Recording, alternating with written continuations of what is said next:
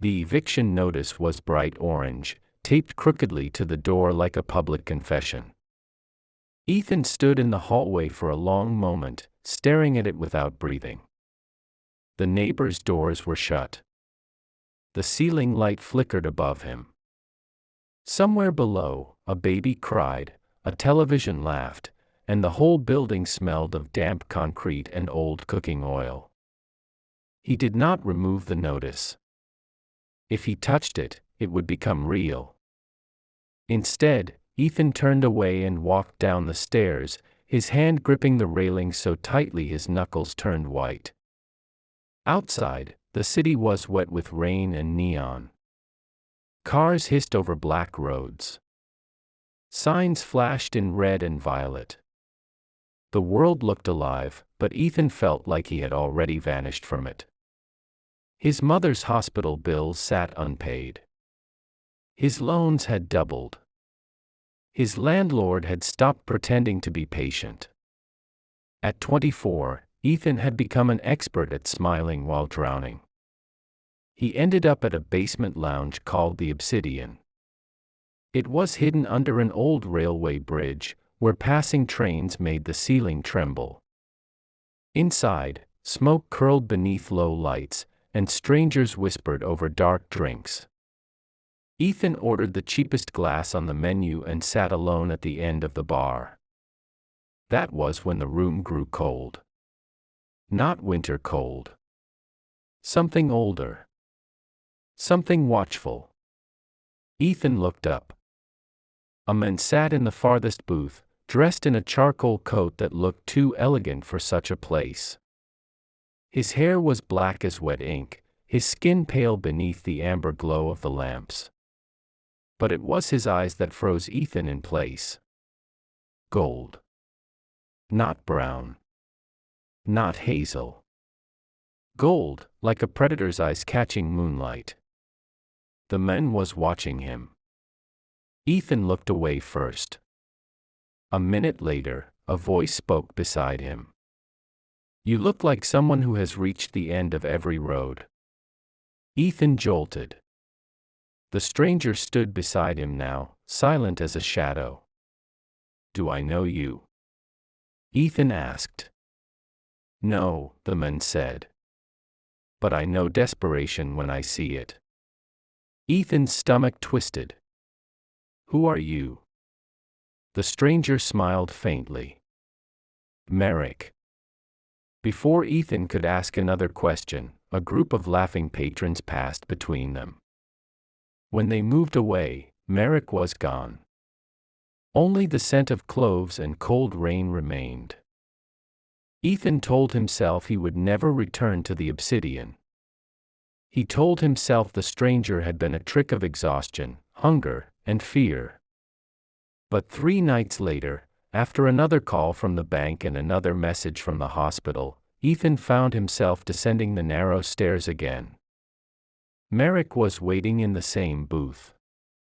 It felt less like coincidence and more like a trap he had willingly entered. "You came back," Marek said. Ethan stayed standing.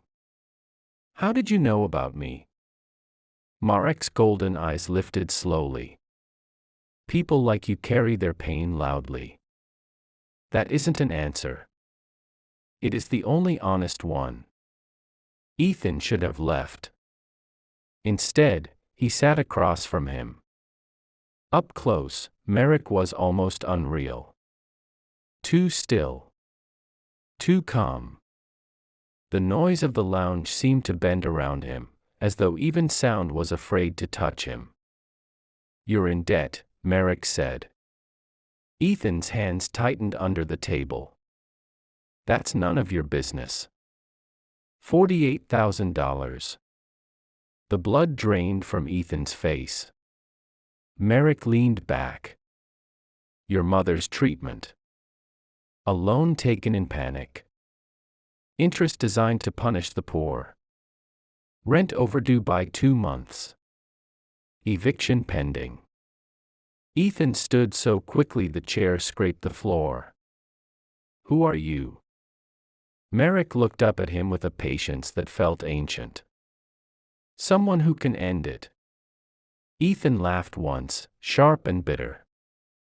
No one ends anything for free. No, Marek agreed. Nothing is free. The answer should have terrified him. It did. But beneath the fear was something worse, hope. Marek placed a black card on the table. There was no number, no address, only his name engraved in silver. One conversation, Marek said. That is all I ask tonight. Ethan stared at the card. His whole life had become a locked room. Every door led to another debt, another demand, another humiliation. But this man, this impossible stranger, had appeared like a door cut into the dark. What do you want from me? Ethan whispered. Marek's expression softened, but only slightly. Your attention. Outside, another train roared overhead, shaking dust from the ceiling. Ethan should have walked away. Instead, he sat back down. The conversation lasted until the lounge emptied and the city above them grew quiet. Ethan told Marek things he had never said aloud. He spoke of his mother, who apologized every time a new bill arrived.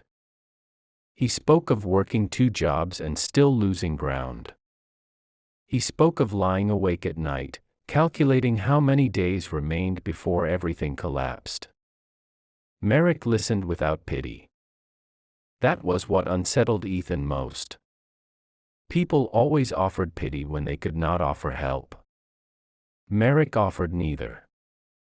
He simply listened, as if memorizing every crack in Ethan's voice. When Ethan finally stopped speaking, shame burned in his chest. You must think I'm pathetic, he muttered. No, Marek said. I think you are tired. The words were so simple that Ethan nearly broke. Marek reached across the table, stopping just before touching his hand. Let me remove the weight. Ethan stared at him. And then you decide whether freedom frightens you more than captivity. The next morning, Ethan woke in his own apartment with no memory of leaving the lounge. His coat was folded over a chair. His shoes were placed neatly by the door. For one wild second, he thought he had dreamed everything. Then his phone vibrated. A banking notification filled the screen. Outstanding balance, paid in full. Ethan stopped breathing. He refreshed the app. Once. Twice. 5 times. The debt was gone. All of it. He stumbled to the door. The eviction notice had been scraped away so cleanly that only a faint square of brighter paint remained. His phone buzzed again. Unknown number. You are welcome, Ethan. He dropped the phone like it had burned him. For the first time in years, no collector was calling. No landlord was threatening. No bill waited like a knife at his throat. He was free. So why did the apartment feel colder than ever? That night, Ethan found Marek's black card in his coat pocket, though he was certain he had left it on the table. On the back, silver letters had appeared. Come when the silence becomes too loud. Ethan did not sleep. A week passed. Then 2. Ethan's life improved with frightening speed. The landlord smiled at him. The hospital confirmed his mother's treatment could continue. His bank account no longer looked like a punishment. People told him he seemed lighter. They were wrong. Freedom had become a haunted thing. Every reflective window showed a dark figure behind him. Every sudden cold breeze made his pulse stumble. Once, on a crowded subway platform, Ethan smelled cloves and rain. When he turned, Marek stood across the tracks, watching through the blur of passing headlights. Then he vanished. Ethan returned to the Obsidian on the 15th night. Marek was there. Of course he was. Ethan threw the black card onto the table. "What did you do to me?" Marek looked at the card, then back at him. "I paid what was owed. I didn't ask you to." "No," Marek said softly.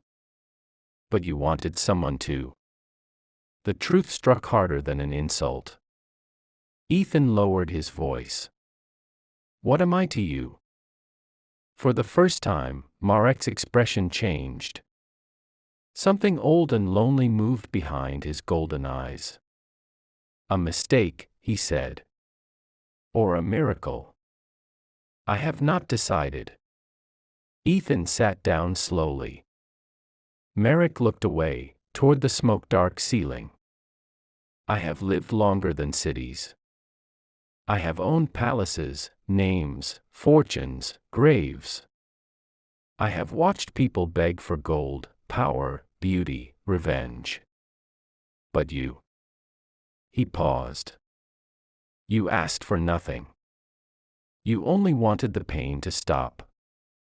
Ethan's anger weakened, but did not disappear. "So you bought me?"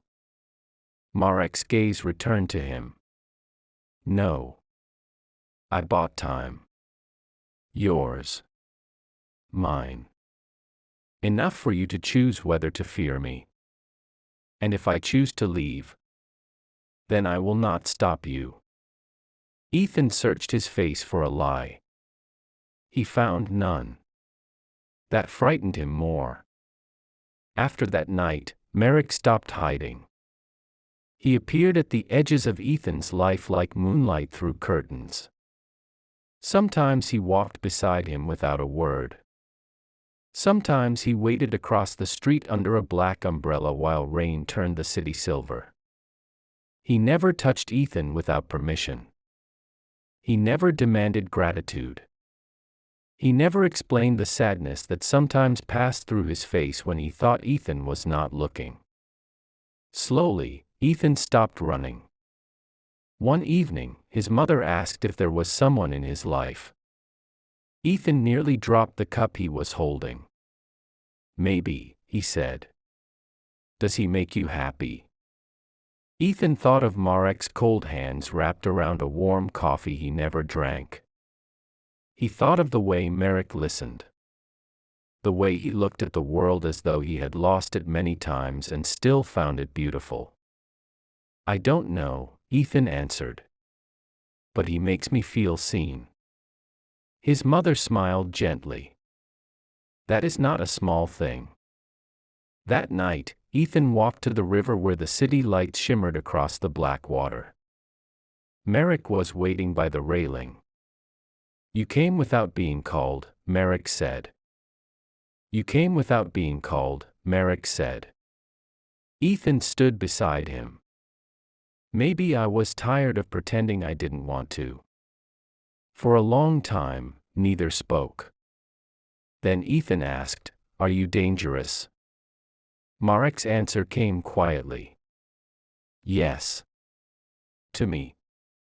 Marek turned. His golden eyes were bright beneath the moon. "I could be," he said. "But I choose not to be." Ethan believed him. That should have been impossible. Yet the strangest thing about monsters, Ethan realized, was that some of them understood restraint better than men.